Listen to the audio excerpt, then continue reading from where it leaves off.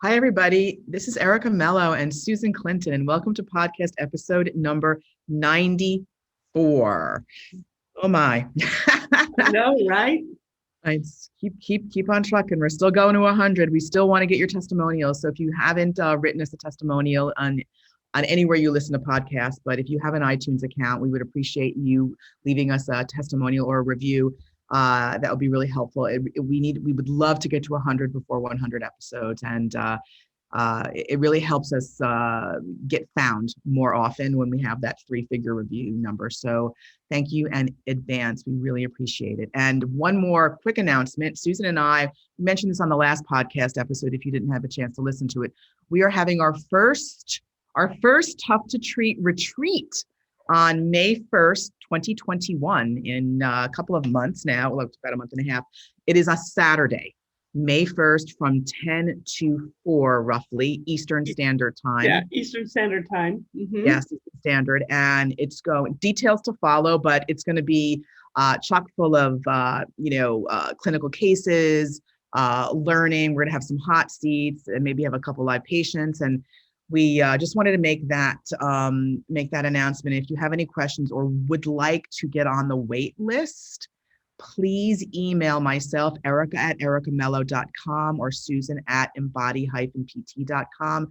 We will cap this retreat because of the nature of the clinical content, and we really want to make it personalized. So please email us if you want to get on the wait list.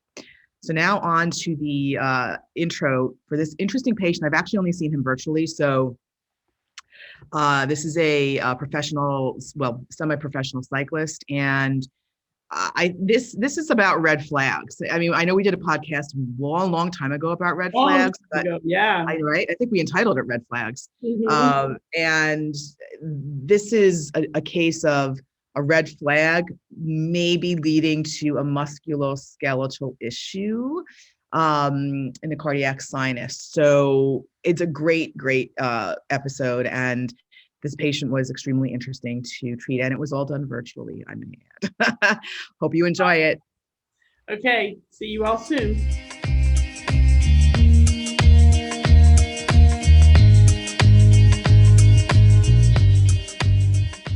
Hi, everybody. Welcome to podcast episode number 94. I'm with my lovely co-host, Susan Clinton. How are you, Susan? I'm good. How are you? I am Spring good. is here. Finally. Spring is here. Yay, I know. It's funny. I keep thinking, because I'm usually away during this time, and I'm not used to being in New York around, end of March. And I'm like, oh, it actually is kind of sort of warmish here at this time of year. But I remember spring here gets always rainy, but yeah, so it's nice to to have at least some sun and have a nice view of blue skies every so often. Let's get right to it, because this is an interesting patient. I will tell you, I've assessed him virtually, and I've only seen him the one time, but I think it's important to discuss situations like this, because sometimes, because people are so, especially cyclists, these guys are professional cyclists, are so, into their routine and into their, their workout. They tend to sometimes, at least this guy did, tend to sort of not ignore symptoms, but they just sort of almost push through them. So I want to give you a quick background.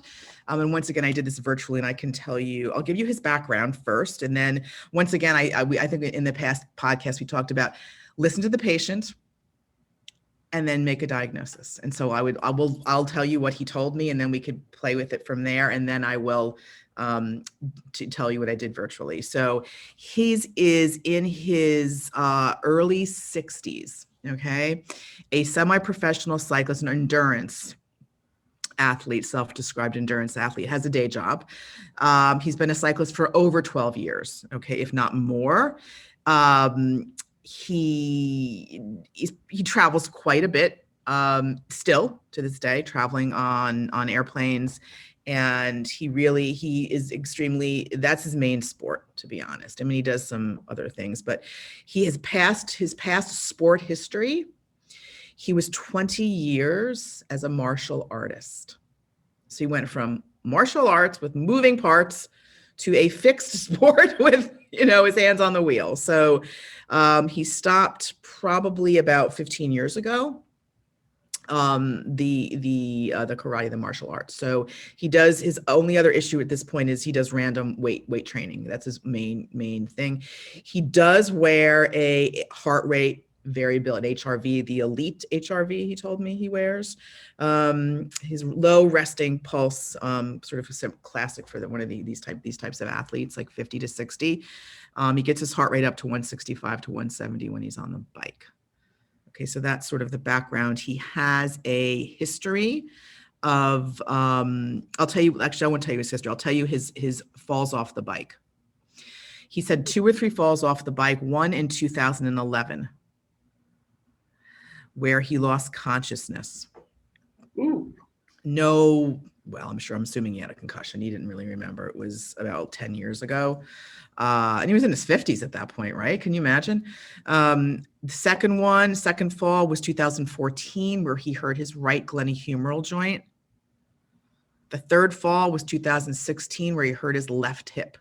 So loss of consciousness, 2011, right shoulder, 2014, left hip, 2016. Were these falls the cause of like hitting a rut in the road, or yeah, just like collisions or road conditions? Collisions and road, yeah. He's very. We talked about training center. I'm getting a little ahead of myself, but he's very focused on the line. So he's one of those, in 2000 and I want to say 2013, he started getting chest pain. Okay, and this was probably, he'd already stopped martial arts. This was probably in between his first and second fall off the bike. He ended up getting a stent put in 2017.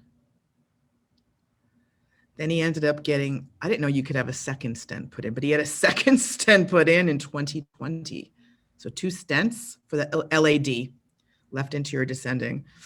So 2 stents, 3 falls off a bike, and the chest pain. So he's been worked up for, many like cardiac issues. Obviously, he, as of the telehealth appointment he had, was worked up. Like I hate to say up the wazoo. He had everything. Everything was fine. Cholesterol. Did the, looked at the blood flow and the heart. It was fine. His cardiologist, he actually feels that he's got one of the best cardiologists. This was not local to me; it's another state, and I believe him actually. So he's got a lot of cardiac issues with chest, and his symptom, to me, what he came to me with was wraparound rib chest pain under the nipple line. So it would go like sort of like right out of the nipple line, and he would wrap it around, the lateral part of the trunk and go into the part of the back. So it was this wraparound pain. And he was, at one point, they thought he had some pleurisy. This was years ago. Nothing really came of that. He's not a smoker. I will tell you that I did give him the questionnaires. I gave him the CSI-A and B and the DAS. Okay, and I know we don't want to talk about like the actual number on the, because this is very interesting. He scored a 36 on the CSI-A, but I will tell you, he had a lot of sometimes and a lot of offens. Like a lot of sometimes. So it was, the offens were, I have anxiety attacks. I have muscle tension in my neck and shoulders. And the sometimes was I have to urinate frequently. I have low energy. I feel sad or depressed. Stress makes my symptoms worse. I do not sleep well. I feel pain all over my body. I grind or clench my teeth. My muscles are stiff. I feel unrefreshed. And I'm looking at this guy, and you would think, an athlete, endurance athlete, and you're looking at all of this, and whoa. I mean, and once again, the score is not the issue. This guy has a lot of sometimes, and which is not acceptable, I think, for people like that, and if not anybody, right? His CSIB, has under multiple chemical sensitivities, has multiple allergies. That's really what he wrote. In the DAS, he scored. So his main issues were really on the stress. I found it hard to wind down. I was intolerant of anything that kept me from getting on with what I was doing. Mm-hmm. And sense of heart rate increase, heart missing a beat. Those were his twos on the DAS. Okay. Mm-hmm. The other ones were ones and zeros, like Okay. just, I don't, it was mostly the ones that were the ones, the majority of them were the stress ones. Okay. Okay. So the ones He had that checked out the most were stress, and he had some stress scores that had twos. correct. Mm-hmm. He had one depression. The rest were all zeros. Okay. Okay. So I said to myself, this is, I have a picture of the person in my head already, by looking at these. I know we always talk about devoting a whole podcast to questionnaires, but I do think that these are very helpful, especially virtually. I'm seeing this guy virtually, right? So do you have any questions so far before? Because I'm not finished with the subjective yet. Have you ever had this wraparound chest pain before? No. Chest pain, rib pain before? No. Does he know when it started? Did he say that it started when? It started probably last year, beginning of 2020. Was there an incident? It was insidious. No. It came on slow and got worse. Yes. So the only time he feels it is 3 to 4 hours after being on the bike. Okay. So it's after. Oh, I forgot to mention that. Sorry. Not during the bike. After. When he's driving. Okay. Yeah. And he cycles 160 to 300 miles a week. Mm-hmm. And this happens 3 to 4 hours later. Okay. He also he takes Xanax every so often. I'm just reading my notes here. He had episodes of low back pain a few months ago.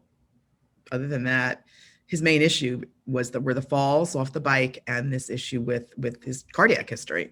So Of course, what am I asking? What are you afraid of? And what in your heart of hearts are you most afraid of? I'm afraid I'm gonna have a heart attack again, of course, right? Mm-hmm. Oh my God. And you look at this guy and you're like tattooed everywhere, right? And, hardcore cyclist and former military. And you would think like stone cold. I'm using my hands here. One day we'll have to do a video of the podcast, just stone cold, like strong. But then you see these DAS questionnaires and the CSI, and it's a different picture on the inside, right? Right. It starts revealing a little bit more of the whole person underneath the exterior. Mm-hmm. Right. And he is married. I don't know if they have children. He's played football and basketball and baseball in college, but no meds really, except the Xanax every so often. And that. So he's not on any other meds for cardiac or anything? No. Okay. No. And he's had his cholesterol worked up. He's done, I was like, have you had like your level, like your CRP or any sort of ESR done, any inflammation? And he said years ago he did, but nothing recently. I was like, well, you may want to look into that. Mm-hmm. He sees an osteopath down where he is. And I was like, well, they can run blood tests if you don't want to ask a cardiologist. But that was sort of, bear in mind that this is all done in his office, on telehealth. And right. It's just kind of surprising to me if they did a full cardiac workup. And I know they looked at, breakdown, because they look at enzyme breakdown and stuff like that, to see if something's happening with the heart vessel. Yes. They didn't look at inflammatory markers. Yeah, I know they may have, Susan. I don't remember. I asked it, Yeah, and he probably doesn't know. No, but he said he's been worked up. He's had the enzymes done. He had the cholesterol very low. He's not even on a statin, and other than that, he's actually very healthy. He's very healthy. Mm-hmm. So I'm thinking, that's basically the history. Okay. There's nothing else really, it's in the subjective that I thought was relevant to mention here. Just out of curiosity, was he in the military? Yes. Did he serve? Did he deploy for active duty? Yes, but he's 61, so he probably, what war would that be? It would have been since Vietnam. It So could, yeah, or it could be first 2009 Iraq. No, he would be too old. That would be 20. No, he'd be too old.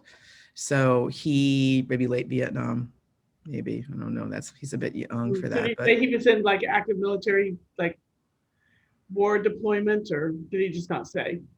he didn't say. He didn't say. I didn't say. He said I was active military, Mhm. and I got when I look at people and I look in their eyes and they don't, and because I've treated a lot of people who are active military and sometimes they just don't want to talk about it, And I looked at it when I said to him, I said, were you in the military? Yes, I was. And I felt like he shut me down. I was like, okay, I don't need to ask that right Yeah. this very second. Wonder Yes, is there if there was stress some there? trauma, yeah, PTSD? trauma Yeah, in the past here yeah, a little bit. yeah, yeah. Okay. And so I asked him when he was cycling, I said, this is after I did the objective, but I said, do you actually center yourself? Like, how do you center yourself? Like this is how, he has the heart rate monitor, the HRV, everything. He rides on that white line. He makes sure he's on that white line. This guy is so into it. So from my perspective, assuming there's nothing cardiac related, which there isn't at this point currently. And because I've seen this before in some higher level athletes, because I've been a couple other patients who I always ask if you get heart palpitations, and some people say, yes, I do, and they've been worked up, and there's nothing there. Mm-hmm. Okay. And a lot of them have this sort of subclinical, like, around that cardiac sinus, at T4/5, that could be some form of low level inflammation that could be referring Mm-hmm. pain referral from that, and I've seen it before. So that was like my bias, of course, right from the get-go. Okay. Before I even took a look at him on the wall or did anything. And then I thought, well, he had a loss of consciousness. That was significant, with the concussion. He had the fall. So, my priorities were looking at like the vision, the cranium, the shoulder, because that was in his past movement history, and then the hip, and then definitely in the thorax, So I'm going to stop there and you let me know what you would do or think after that subjective. And Yeah, also karate. the only other question I would ask is, does he know what's happening cardiac wise with all of these wearables that he's doing? Is there anything that's showing up 3 to 4 hours later when he's having this incident? So he takes it off, and I said, I want you to wear it for 3 to 4 hours after. Yeah. Yes, So you want to be exactly. sure. So it would be nice to know what he looks like right after his bike ride, and then when this starts, if there's a ramp up, Right, right. And to so, leave them on, like, leave your wearables on, like, like a holster monitor or something, holster monitor. And see, yes, that's the only other question I have. Of course, my bias is, the nipple line is like C6, C7, you know, T67, yeah. yeah, T, kind of yeah, a little bit sensory wise. yeah. But that's also in the arm. But you just know that people with who are C5, C6 quads, can feel on their chest to their nipple line. It's the only reason I'm thinking cervical. Oh, you mean cervical? Yeah, Ah, because he's not having stuff in his arms. He's not complaining of no. anything in his arms. It's all in the chest wall, which is interesting. And it's on one side, which is also interesting. Ah, Um, interesting. so to me, if it was something a little bit more global, or it would be both sides. But again, so if it was something, I don't know, little lateral stenosis that just gets irritated with the bike ride, and then it starts to like flare up, and then it flares down from the positioning. Mhm. It sounds like he doesn't. It sounds like he holds himself very rigid as far as like posture, eyes, everything on the white line. So I'm not Yes, sensing a lot of movement and looking around like you would a road no, biker. So there's, it's just kind of like really sagittal plane intense. exactly. But it's one side, which is kind of like, so I'm interested to see. Let's And see it's what a side, it's his left side, of course, where his heart is. That's what's freaking yeah. him out. Uh-huh. Of course, why not? Right? He's sensitized. Exactly. He's And sensitized to all of that because it's a big deal. oh yeah, and I will tell you, like with his history of karate, I've had a couple patients who've had, long history of martial arts and karate. and they have had similar symptoms in their thorax or trib wall or chest wall. And I was like, because you have so much rotation in karate and martial arts that, and they were super hypermobile, if you can imagine, right? And I'm sure he is as well, less so as he's gotten older, because he went from a completely rotary, full movement profession for 20 years to getting on a completely the opposite. He's Mm-hmm. clipped in, clued. He's not even, as you said, deviating from that sagittal plane. Mm-hmm. It's like he's in a box on the bike Yeah. versus being 3D karate. I think so. I do think that is relevant. Mm-hmm. The falls off the bike are definitely relevant for sure. Yeah. So I like that C5 set. See that the referral from the C spine. That's interesting. I don't. It's just a little He bit of thought, sometimes sensory stuff is a little bit different. We definitely know we have the arm tracks, and the thing, long tracking. But just kind of from watching spinal cord patients and how far down their chest they could feel, for people with quadriplegia. I'm not thinking he has like a spinal cord deficit at yeah all. I'm just yeah saying, what is it about that left side and right there around that side? And is that, and again, cardiac history comes into play. yeah. I would just really like to know what's happening. Is he having an event at 3 to 4? Not event, but enough that he's sensitized in that area that it would mimic itself like something. Did he ever have this when he was having his chest pains? Is this similar to what he had before, this particular type of feeling? No, no, Okay. no. This was the first, So this like is in this particular area. a new type of feeling, a new area, but it's in Yes, the area that makes him very concerned. So, correct. 'Cause yeah. he had the Okay, chest great. pain. He had the chest pain in 2013, and he was Yeah. like literally in the chest. Yeah. But this Okay. is still so close. So Yeah. it's interesting because I've seen the cardiac sinus stuff before. The neck's interesting, I have to say. So that was not initially on my radar. So that's a good Mhm. point. Um, so what I did, because he was virtual, I had to do a lot of different movements. So I just had him stand, and I took a look. I didn't see a ton. I'll be brief with this because I thought this was interesting. I wish we could, at some point, we're going to have to do a video and I could probably share pictures because this was extremely telling from a visual perspective. So I had him stand, I had him squat, just I wanted to mimic the bike. I said, squat with your arms like really tight, squat with your arms really wide, do a narrow, normal, wide base of support squat. I had him do some seated trunk rotation. I found zero, zero in any of those positions. Little things here and there, but nothing to sort of that what I would hang my hat on. I was looking for something obvious, and bear in mind, because of his past movement history, I was looking at shoulder, left hip, head, thorax. I mean, I was looking at those areas because if he were in the clinic, I would have my hands on them. I would look at them, but in the virtual, I almost like it better because I can actually take pictures, and which I can do in person as well now. But so I said, look, I need to get you on the wall, okay? Because I need to mimic the bike. I need to mimic a closed chain activity because, he squats, he does everything. I need to get him on. Mhm. So I had him rearrange his office room. I had him go on the wall. I go, just do a normal, like, just put your hands on the wall. You don't have to be, you don't have to mimic the base of support that like a bike. Just go like, normal, like a little bit wider than shoulder. That would not be the bike position, but he did. And I said, just do a push up. I saw nothing crazy. I said, go really wide, go really wide. He did a push up, didn't see anything.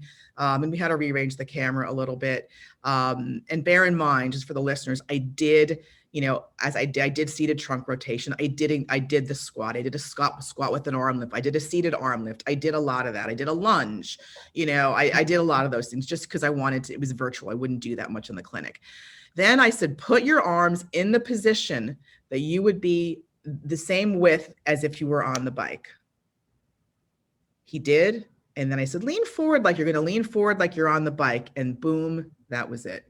When I tell you, I can't even explain it. He literally, so this is my left shoulder. He hiking the left shoulder up, moving the right arm. So he literally was almost in a diagonal position on the wall. Like he couldn't even go into a full push-up, the narrower the base of the arm. So he was hiking the left shoulder. The right arm went into external rotation and it was unbelievable. And I was like, wow.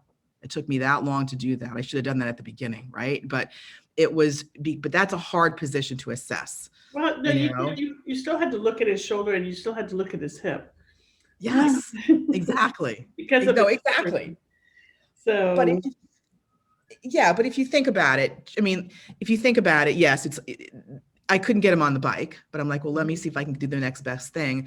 I did have him squat with the arms in the narrow base, but I had to get him in a closed chain position, mhm.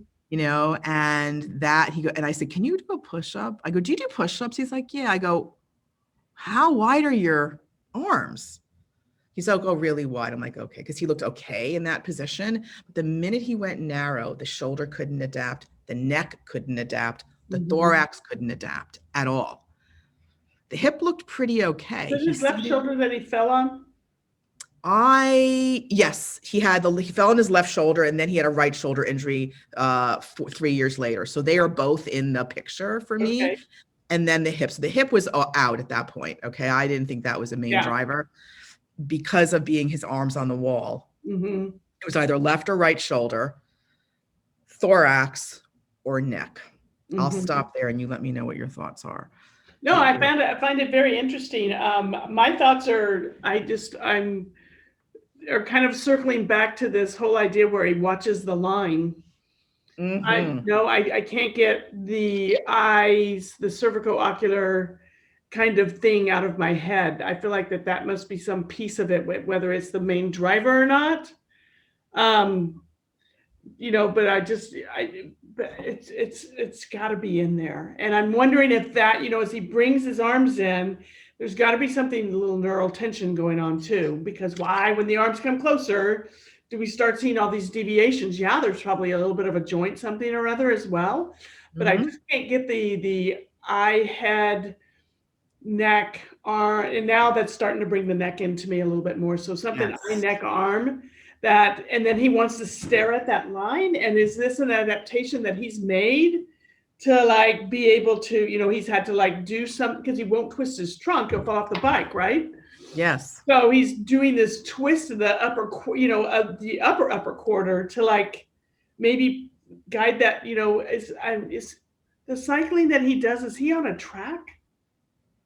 No, he's on the road. Okay, but he just stares at the road line. Because I said to him, I said, Yeah. are you centered? Because Susan, when I did I took a picture of him, I marked it up when he was there, and he Mhm. was way on his left side. I mean, Yeah. way over on the left side. And I was like, do you know that you're weight bearing more on your left? I said, do you think you can center yourself? He's like, oh, I work on centering all the time. I stare at the white line. And I'm like, well, Wonder if maybe that's you why he do. just his left shoulder up because he's leaning to the left, so he's got to get his shoulder up in order to like bring the front tire. Right. Because a rider on a road is Yes. going to, they're going to be on the right hand side of the road. Yes. At least in this Yes. country, they are. So maybe it's different in the UK. I don't know. They drive on the other side of the road. Maybe they ride their bikes on the other side of the road. But so that's why I've kind of got that picture in my mind. Is like it's got to be something because he does this 600 miles a week. I know. So the Yeah, motor these are pattern like, is strong. when You he saw the know, picture, yes, exactly. When he saw the picture of the markup of him way over, he's like, oh. I go, well, you don't realize that's the way you are. I mean, that's your strategy, and that's okay. It worked for you, and Mhm. you're strong enough, and you can adapt. Where you're not really, it doesn't bother you while you're doing Right. it. He's highly distracted. Maybe Mhm. that's why he's focused. He just doesn't. He just Right. Maybe some of that stuff that he talks about when this is his way of pulling out of the little bit of the stress response. And what were the other things that he was high on? The anxiety, anxiety. you know doesn't do well when the plan goes wrong, that kind of stuff. Maybe this is kind of a, the he likes this because I'm putting words in his mouth, but it sounds like a control. Like, this is, I have control. I Yes. know where the line is. I know where I am on the bike. This is what I do. I can ride. It makes me feel better. It Yes. probably lowers his stress response and his Yeah. perception. And, this is like what I do. Yes. And it may be soothing to him to have that focus. So, Yes. And but gosh, it sounds like the eyes are just part of this somehow. yeah, Okay. it's funny because he says I have muscle tension in my neck and shoulders on the Yeah, that's part CSIA of the job. often. Yeah, exactly. Often. the anxiety attacks often, and it is. I mean, this was his control. He could then he found he started getting chest pain, completely triggered all the alarm bells off going off in his head, and probably made things a bit worse. And I would say he's a fairly good coper. I mean, he's very disciplined. He's in the military. Of course, he's going to Yeah. be right. That's how he's trained. Mm-hmm. But I have treated a couple of other people similar to him in his background. And when there's something that they can't control or you can't control, it's like they go off like the Yeah. deep end in a way, right? And I think that because this was something he could not control, he was just very getting very anxious and stressed over Mm-hmm. it. So Mm-hmm. when I showed him, I was like, I need to show him something visual here because this poor guy. So when I showed him the pictures, he was like, oh, and so so bear in mind, I've just seen him. I was called in as a second opinion on him. But I'm going to probably start treating him virtually, but this was just one session. And I explained to him, that, yes, you've got stress and anxiety in your life, and we'll need to, we'll need to address that. And I would really make sure that your cardiologist sees does the ESR and the CRP, and he had a pretty good diet. I didn't have a ton of time to go over the whole diet and stress with him in the first session, because it was, he was busy and whatever, so That's it not the wasn't a primary. priority. The nutrition can be supportive, but it's probably not causative, Right, right, highly causative at this time. right. And so I told him, I said, I'd like you to wear your HRV, your heart rate variability monitor, for 3 to 4 hours after you cycle, because he had not been doing that. Mm-hmm. Okay. And so that's what I left him with. And then I gave him, I explained to him, because I think he wanted some form of not biomechanical, but an anatomical explanation. And I said, look, your cardiac sinus is around T4, 5, 6. That you're pointing to that area. It could be when you're on the bike, because of your strategy on the bike. You could be, I didn't want to use the word compression. I said you could be over recruiting or over activating certain muscles on this left side of your trunk that could be, some form of, it could exert as some form of a subclinical inflammatory process, some little bit of compression that is aggravating that area. And that's where your cardiac sinus sits. So that's probably why, most likely why you have your symptoms. And I didn't use like, this is, the be all and the end all. I said, this is a possible explanation for a biomechanical possible explanation for that. Yeah, like a But I said, viscero-somatic kind of crosstalk going on here, right, right. generated in the somatic tissue. Mm-hmm. Exactly. But I said to him, I do believe from seeing your photos on the wall that your neck, your shoulder are either one of the main drivers, if not the primary, you Mm-hmm. know. And I said that, that needs to be investigated further. And I said, I can give you a couple of things. So I gave him just some basic supine movement, but I really didn't give him much movement to start. Once again, I was a second opinion on him, but I wanted to explain what I thought the issue was, what I think he needs to have done, and give him an explanation, at least somewhat of a plausible explanation. But as to why I think that the thoracic may not be the driver, but it's the pain generator. It's the generator in that area. But I like your thoughts on the vestibular ocular reflex, as well as the neck, a neck referral down there. And so I'm wondering if, to train the VOR on a cyclist like that, what do you think? What would be a good way to start with that? Um, like, I'm just thinking, because he doesn't have a ton of time to do anything else. No, but I would say, he works in an office, Yes. so you could actually put his hands. He could do it on the wall. He could do it on his desk, and get his hands. If it comes in close and he starts to deviate, then back out and where he can straighten out and get straight there, so we don't bring so you don't bring the driver in, and Yep. then start with the eyes moving back and forth, head still, then the eyes stay Mm-hmm. still and the head moves back and forth, Mm-hmm. and see if he Yes, starts deviating. And that's if a he great does, idea. go out wider with his arms. I would get him in a position where he could move his eyes and his head without deviating his shoulders. Yes. and upper trunk, and I would just start working with that. Then he can do, up and downs, and then you can do sideways and up and downs, and then you can do the clock. He can picture the clock, in that angle in front of his eyes, Right. and then you could get out the clock yourself app. He could do Yes. that, with just head and neck. And it Yep. probably wouldn't be a bad thing for him to do it just kind of standing too, and do the clock on the floor, just to move in a different position in a direction too, to help him out a little bit. But that's where I would start with him.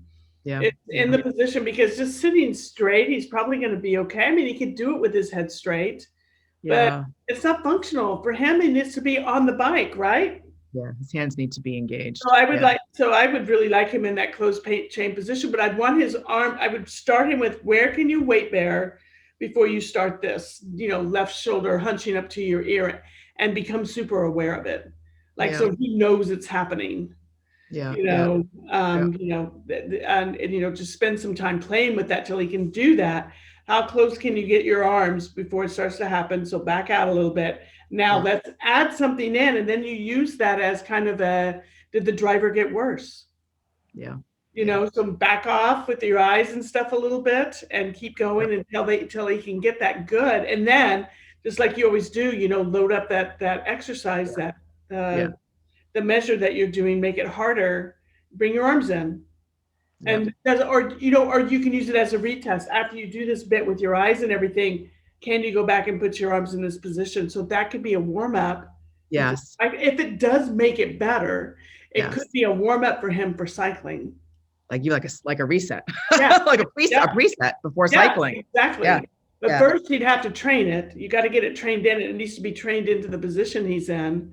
Yeah. And then, if he's able to bring his arms in closer, and he doesn't have all of the deviation, and then he can still even add the head and the eyes in on top of that.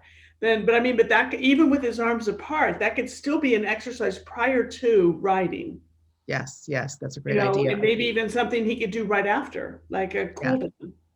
Like a You cool just down. put it on the wall. He can put it on the desk. He can put it on the side of his car. Wherever Yeah. he is. Yeah. His eyes were opened when I showed him that picture on the wall. He was like, "Oh my God." And I said, "Look, if I give you anything," which is what I did, I said, you need to find your sense of center, not on the bike, because that's not an optimal position. You needed to find it on a wall with your arms a little bit out of this narrow position. Getting aware of, first of all, how far he can be. Like, is the minute you bring your hands to this position, do you start to deviate? And Right. I want you just, it's like neural tension. Just let's go to the edge of it. Just come out, just there. Yeah. And then let's add some movement. You can even do the sticky scapula in that position, where they're protraction, retraction, shoulders up and down, pressing in, pushing out, head movements, but I just feel like that's staring at the line. I don't know why that caught my attention. And then when you talked about his deviation as his arms came together, it was like, it just seemed like I could just see the whole matrix just kind of pulling into this movement pattern. Right. And he's just living in, because he does this 600 miles a week. Yeah. And think about it. We always talk about the past medical or movement. He had a loss of consciousness in 2011. So relevant. Yeah. Right shoulder, 2014, relevant. Right. And so, that's what we talk about efficiency. And once again, I think that, I saw him once, telehealth, and I did a lot of objective assessment, and until I got him on that wall, that was the game changer. And I think that as therapists, just sorting through all of his history, or looking at some of the questionnaires, you can make your objective so much easier. Now, bear in mind, I did so much more meaningful. Bear in mind, the measure for him was very meaningful for him on the bike. Yes. And I had a funny feeling I was going to have to go there, but because it was virtual, I wanted to see a lot of different movement patterns. And then I moved him very quickly out of that. I was like, my gut just said, I'm not going to get anything here because of his high level skill. Mm-hmm. You really need to load him up with that. And so I think this is a fascinating case, to be honest. I really do. So, and I like the neural tension piece. Some people don't like like I got the sense from him because he was very sort of, I'm using my hands, or boom, boom, boom, like very sort of need to know, like I need type of thing. And I was like, okay, I'll give you a biomechanical potential plausible explanation. But ultimately, it's your nervous system driving your strategy on the bike. And your nervous system is going to say, I'm not going to fall. So since I've had martial arts, I have a history of martial arts, and I'm pretty flexible still. I'll just lift my shoulder, I'll do this, and then I'll stare, and I do think that that got him so far. But after 300 miles, I'm like, is it worse at the end of the week when you bike? He goes, oh yeah. I'm like, it's a cumulative effect on his system. Exactly, and the body can adapt until it can't, and it's an adaptation he's created, and for who knows why, maybe because of the hip. He started leaning to Exactly. the left on the bike because of the hip, or because Yes. of the loss of consciousness. He lost some midline. I don't know what That happened. was his first issue, the loss of It, consciousness. it could, yeah, and that could have been the complete driver all the way through. That Yes. sometimes there's that very, very, very, very, very subtle brain changer, kind of thing. Mm-hmm. When you lose consciousness and fall, something happens, and you can't tell me that your brain doesn't react to that. Your brain stem, not your cognitive functioning brain. There's, Yeah. those too, but that it doesn't react to that and, kind of send off the danger signals. Mm-hmm. Yeah. You More falls, but hey, we held our head steady. We didn't hit the ground and lose consciousness, or we didn't lose consciousness and fall off the bike. So, but all these events catch up, and they present, and this is the expression of his movement system now. Yes. Yeah. And, it's right to chase down the inflammatory stuff and to take a look at what, maybe going on cardiac wise, 3 to 4 hours later, because maybe he's having just a rise of, I don't know. The system, his heart system is sensitized, the visceral connections, because Yes. you guys had two stents. Of course he's Yeah. sensitized there. I'm not saying it's right or wrong and it's in his brain. It's not. It is Mm-hmm. just what it is. And is that the reason that he's feeling it there? None of us know. So we don't, but we do know that there's probably a somatic driver. There may even be a little bit of a visceral sensitization with it. and Yes. and therefore you've got the visceral, somatic crosstalk. And because of the position and the way he's doing it, for whatever reason, it's just kind of like that's where the brain has decided my protection is going here. Yes, You know, exactly. That's a great summary. And I think that, if I see him for treatment, virtually, because it will be virtual, I will, once again, we'll train the center on the wall, get him on the wall, and just look at his HRV mhm. and things like that. So that and do the reflex. I think that'll help, for him. That's how I would start him. Would I get him supine? Well, I'm not going to because he's virtual, but I mean, I would actually just train him on the wall. That's where I would start this guy. Probably Yeah, even in the clinic I would too, to be honest, maybe in sitting a little bit. But I think virtual, we can do a little more. I know it sounds crazy virtually, but I think when I assess somebody virtually, I put on a different bit of a brain than when I'm in person. And I think that you want to, you know use have the patient do more of what's the word I'm looking for? More activity. I think it is more active movement, I think, versus passive. And it's a great way for us to train ourselves that way as well. Just doing a little bit more active versus passive. So that is it. So I hope everybody enjoyed it. It was very interesting. And, have a great day. yeah. Have a Hmm? great day. Send us your feedback, and Yes. try out for the Tough to Treat retreat May 1st. Let us know if you're interested. Let us know if you want to be on the wait list. And watch this summer. We will also be rolling out our podcast membership as well. So um, lots to come in this year, 2021. And we're so grateful that you're here with us and along the ride. And we love hearing from you. So keep in touch. Thank you. Thanks, everybody.